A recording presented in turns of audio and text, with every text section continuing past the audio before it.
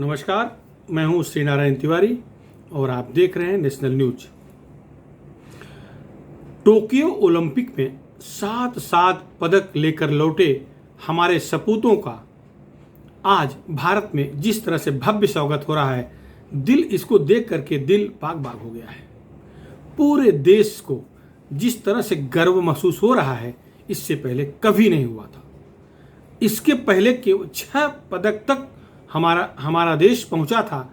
7 पदक पहली बार कि ओलंपिक से लेकर हमारे सैनिक, हमारे सेनानी, हमारे हीरो लौटे हैं। दिल्ली एयरपोर्ट पर जिस तरह का हुजूम उड़ा तो लग ही नहीं रहा था कोरोना जैसी कोई महामारी चल रही है। वैसे दिल्ली में कोरोना नियंत्रण में है, चिंता की बात नहीं है। इस भीड़ से कोरोना फैलेगा, इसलिए भी इस पर चिंता नहीं करना है। अभी आज मुद्दा वो नहीं है। आज मुद्दा यह है कि जो जोश दिखाई दे रहा था, गजब का जोश था। हर एक भुजाएं फड़क रही थी कि कब अपने हाथ से उस शेर को छू लें, उस शेर के गले में हार डाल दें। ये स्थिति थी। सबके सब अपने रिश्ते जोड़ रहे थे। कोई भाई, कोई बुआ का लड़का, कोई चाचा का लड़का, कोई ससुराल पक्ष, कोई ननिहाल पक्ष, कोई अजियाउर पक्ष, सब अपना अपना रिश्ता जोड़ करके इन 7 सपूतों प्लस जो हॉकी टीम के विजयी हमारे सदस्य हैं, उनसे रिश्ता जोड़ के पहुंच रहे हैं, स्वागत कर रहे हैं। सुदूर गांव से आने वाले खिलाड़ी हैं। कोई शहरी बाबू नहीं था।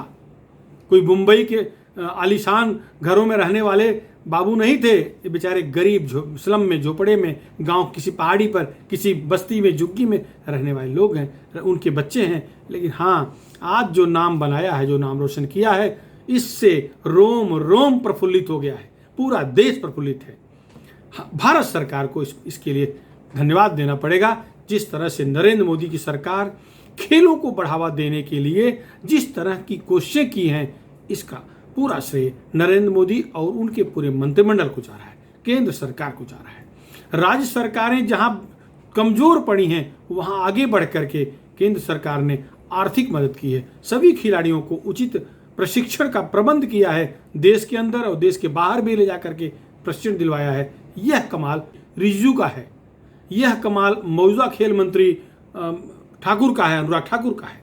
सब गजब का जोश भरा अपने खिलाड़ियों में। कोरोना काल में भरपूर प्रैक्टिस न कर पाने के बाद भी अब तक के सारे रिकॉर्ड तोड़ करके हमारे हीरो देश में लौटे।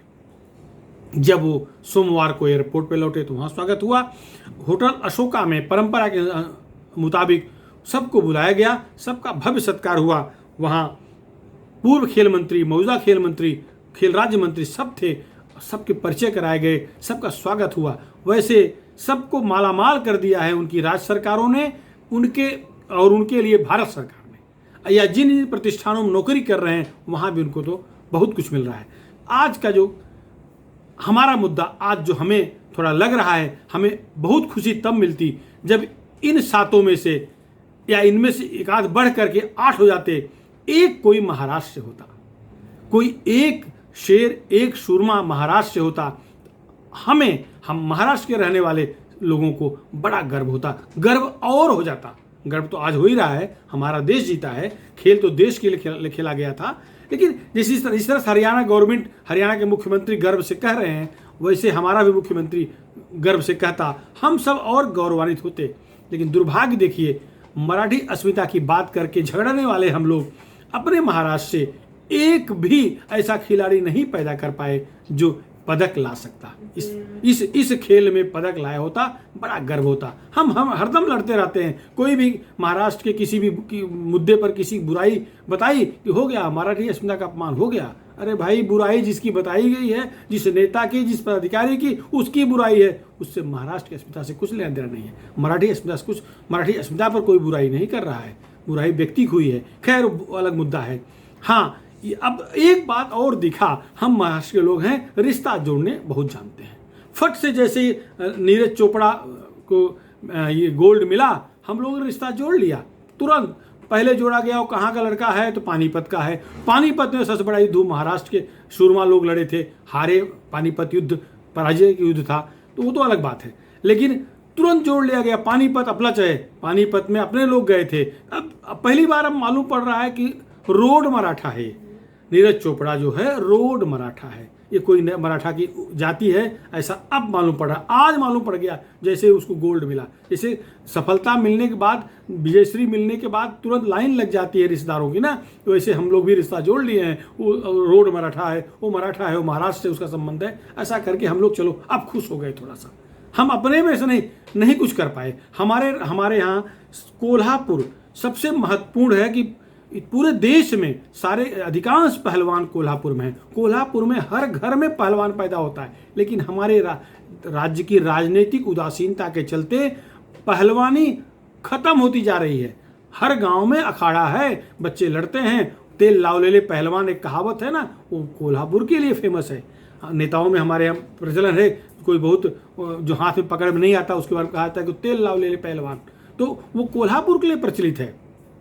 लेकिन कोल्हापुरी कुश्ती जो रिकॉर्ड बना सकती थी, एक आध पदक तो जरूर ला सकती थी, लेकिन सरकार को, राज्य सरकार को, जिला परिषद को, सारे खेल विभाग को, जिला परिषद से लेकर के राज्य तक के जो खेल विभाग के पदाधिकारी हैं, अधिकारी हैं, उनको ध्यान देना चाहिए था, लेकिन नहीं दिए।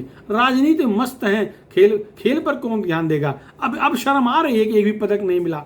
उन सूची में महाराष्ट्र कहीं नाम नहीं है, तो चलो रिश्ता जोड़ करके खुश हो ले रहे हैं। लेकिन ये तो कहीं न कहीं मन में इस बात का तो खेद है ही है, कोई नाम कोल्हापुर का, मुंबई का, ठाणे का, पूना का, नागपुर का, औरंगाबाद का निकलता तो और गर्व होता और गौरवान्वित हम लोग होते, लेकिन नहीं, वो सौभाग्य नहीं मिला। सारा से राजनीतिक कुबुद्धि का है, दुर्बुद्धि का है। अब बताइए, जितने भी खेल एसोसिएशन है, क्रिकेट के क्लब हो, जो कुछ हो, उसके अस्थाई परमानेंट अध्यक्ष शरद पवार जी रहते हैं।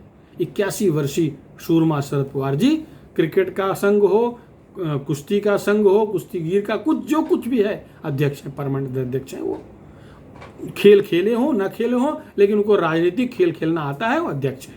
इसका जो राजनीतिक फायदा मिलता होगा वो जाने, लेकिन उनको तो कम से कम इस पर ध्यान देना चाहिए था। ऐसी महाराष्ट्र की जनता सोच रही है, इनको ध्यान देना चाहिए था। कोल्हापुर में कुछ तो ऐसा करना चाहिए था कि नौजवानों को पदक लाने जैसा माहौल मिलता और जा करके कुछ कर लिए होते। महाराष्ट्र देश में सबसे पहले अगर नाम रोशन हुआ कुश्ती के माने में, तो वो 23 जुलाई 1992 को हुआ था, और वो भी खासाबा दादा साहेब जाधव ने कुश्ती में भारत को पहला कांस्य पदक दिलवाए थे। हेलमसिकी ओलंपिक खेल में कांस्य पदक लेके लौटे थे, वो महाराष्ट्र के थे, महाराष्ट्र के गोलेश्वर के निवासी थे। तो पहला पदक भारत को 1952 में मिला था कुश्ती में, वो महाराष्ट्र को मिला था। कुश्ती महाराष्ट्र की एक माने प्रमुख कुश्ती महाराष्ट्र का खेल है, लेकिन नहीं, वो लगभग उपेक्षा के कारण बच्चों में वो उत्साह नहीं भरा जा रहा है, उत्साह भरने का प्रयास नहीं हो रहा है। सारी कुश्ती तो राजनीतिक हो रही है, सारी कुश्ती तो कुर्सी बचाने के लिए हो रही है, उसी में सब अपना समय बर्बाद कर दे रहे हैं, अपना श्रम उसी में बर्बाद कर दे रहे हैं। तो कौन किसके पास समय है कि इन खेल जैसे मुद्दों पर ध्यान दे। ये होगी बात। लेकिन होटल में, दिल्ली के अशोका होटल में जो सत्कार का समारंभ देखा गया, दिल खुश हो गया। बजरंग पुनिया कांस्य पदक जीत के लौटे हैं, रवि दहिया रजत पदक जीते हैं, दोनों कुश्ती में जीते हैं। मीराबाई चानू रजत पदक ली है भारोत्तोलन में। भारतीय पुरुष हॉकी संघ के सभी खिलाड़ी कांस्य पदक लेके आए हैं। उनका पीवी सिद्धू, लवलीना बोरगोहन को कांस्य पदक मिला है बॉक्सिंग में, और नीरज चोपड़ा को गोल्ड पदक मिला है भाला फेंक में। इन सब का सत्कार किया गया। नीरज चोपड़ा तो वास्तव में हीरो जैसा सुंदर दिख रहा था, जैसे कोई 23 साल का नौजवान, एक कुमारा बच्चा तो है ही है, लेकिन देख के लग रहा था कि अगर वो फिल्म में आ जाए तो आधी फिल्म सिटी उसकी तरफ टूट पड़ेगी। वैसे तो हीरो है ही है, उससे बड़ा असली हीरो है। बाकी फिल्में तो नकली हीरो होते हैं, मेकअप के बल हीरो होते हैं। ये बिना मेकअप का भी सबसे सुंदर जो भारत का हीरो होगा, उससे सुंदर लड़का दिख रहा था। और ये इस समय देश का हीरो बन के लौटा है, सेना में बड़ा अधिकारी है, और 8 करोड़ रुपया इसको हरियाणा सरकार ने अलग अलग माध्यम से पुरस्कार घोषित कर चुकी है। क्लास 1 अधिकारी लेवल की नौकरी ऑफर कर चुकी हरियाणा सरकार। यदि सेना से छोड़ करके ये लौटना चाहे तो वहाँ उसको नौकरी क्लास 1 अफसर की, क्लास 1 लेवल के अफसर की नौकरी दी जा रही है। भारत सरकार भी ऑफर की है। सेना में तो है, ये सेना में तो इस सेना ने इतना सब सहयोग दिया है कि केवल खेलता है लड़का। एक्सरसाइज परेड जो भी होता है ये अपने खेल के एंगल से करता है, इसे पूरी छूट मिली हुई है। सेना में इसको कोई उस तरह की ड्यूटी नहीं लगाई जा रही है। ये भी खेल के बल पे ही सेना में गया है। खेल के 4 मेडल, गोल्ड मेडल 4 बार जीत चुका है अलग अलग प्रतियोगिताओं में। तो ये तो हीरो है ही, असली हीरो यही है। बाकी ये मेकअप वाले नकली हीरो होते हैं। बिना मेकअप के हीरो हीरोइन देख लेंगे तो आपको उल्टी हो जाएगी, ऐसे अधिकांश हैं इक्का दुक्का छोड़ के। तो ये बिना मेकअप के सुंदर दिख रहा था, बल्कि वो स्टेज का एंकर कह ही दिया कि आपको फिल्म वाले नहीं छोड़ेंगे। और सही बात है, इस पे फिल्म बनेगी। जिस तरह से गरीब परिवार से आया बच्चा इतना बड़ा एकदम इतना बड़ा काम किया, देश के लिए नाम रोशन किया है, इतना बड़ा काम किया है, इतना बड़ा नाम किया है। प्रधानमंत्री का सीना गर्व से 56 इंच था, 65 इंच हो गया होगा। देश का सीना 65 इंच हो गया है। तो प्रधानमंत्री तो जब ये लड़का जा रहा था खेलने तभी बधाई दिए थे। खेल के जैसे ही पदक मिला तभी बधाई दिए। जो टीम जीती हमारी उस सबको बधाई दिए। प्रधानमंत्री तो खेल करते हैं, राजनीति में भी खेल करते हैं, और असली खिलाड़ियों के साथ भी वो खेल भावना से जुड़ते हैं। राजनीति के मूर्खों के साथ मूर्खता वाला भी खेल करना पड़ता है तो भाजपा पीछे नहीं हटती, लेकिन असली खिलाड़ियों के साथ खेल भावना से जुड़ना होता है तो भी पीछे नहीं हटते। प्रधानमंत्री खासियत है। इस बच्चे से टोक्यो में ही बात किए थे, गदगद हो गया था, इसकी आंखों में आंसू आ गए थे प्रधानमंत्री से बात करके। प्रधानमंत्री ने इनके माँ बाप को प्रणाम शब्द यूज किया, जो सर्वोच्च सम्मानार्थी शब्द है, सर्वोच्च सम्मान देने वाला शब्द है, वो प्रणाम शब्द यूज किया। बहुत गदगद हो गया था। आज तो गजब का माहौल देखने को मिला दिल्ली के उस अशोक होटल में, जहां इन सारे भारत के असली हीरो का सत्कार रखा गया था। हर भारतीय जो भी टीवी चैनल पर देख रहा था गदगद था, और एक प्रेरणा बनी है। प्रेरणा लेनी चाहिए नौजवानों को, भले अभाव में जी रहे हैं, वो अगर चाहेंगे तो जरूर वो सफलता पाएंगे। ऐसा अधिकांश खिलाड़ियों ने जिनके हाथ में माइक दिया गया यही कहा है कि अभाव में जिए हैं, अभाव में रहे हैं, खाली घर वालों ने सपोर्ट किया, और इसके बाद जब थोड़ी सफलता मिलती गई तो गांव के लोग सपोर्ट करने लगे। खेलने के कोई साधन नहीं थे, लेकिन वो उनके अंदर खेलने की जिद थी, कुछ कर गुजरने की जिद थी, जिसके चलते सब के सब जो विजयी लौटे हैं ये, और जो कुछ नहीं पा सके हैं वो भी इसी लेवल के हैं। अंतर बहुत ज़्यादा नहीं है। पदक नहीं मिला इसका मतलब उनके योग्यता नहीं है, योग्यता है। उन सबको ऐसा अपनी भावनाओं को, अपने मुसीबतों को, इन परिस्थितियों के बारे में जानकारी देश की जनता को देना चाहिए, नौयुवकों को देना चाहिए। उन सबसे प्रेरणा लोग लें। वैसे जो भी विदेश खेलने गए हैं वो सब योग्य थे, सब योग्य लड़के गए हैं। उन सब में वो जीत के आने की काबिलियत है। खेल भाग का मामला होता है, कभी कभी भाग्य साथ नहीं देता, तो इसका मतलब नहीं कोई अयोग्य है। तो इस तरह से ये पूरी टीम आज भारत को गदगद कर दी है। भारत पूरा उन पे गर्व महसूस कर रहा है। अब गोल्ड जीतने वाला नीरज तो नीरज है, नीरज, उसके बारे में क्या कहा जाए।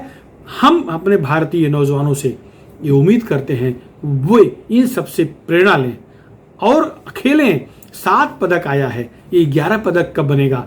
हम चाहेंगे कि अगले ओलंपिक में 11 पदक भारत को आए, 11 पदक मिले। देखिए आंकड़ा देखिए ना, 7, हमारे यहाँ 3, 5, 7, 9, 11 ये शुभ माने जाते हैं। पदक भी मिले तो 7 मिले। 2012 में 6 पदक मिला था। 6 को थोड़ा मजाक में अलग अर्थ में लेते हैं, तो ये 7 पदक लेके आए हैं। हम उम्मीद करते हैं कि अगली बार 11 पदक मिले। फिलहाल इस मुद्दे पर इतना ही। आपको हमारा वीडियो कैसा लगा, पसंद आया हो तो इसको जरूर शेयर करें, हमारे चैनल नेशनल न्यूज़ को सब्सक्राइब करें और अपनी राय कमेंट बॉक्स में जरूर लिखें। धन्यवाद।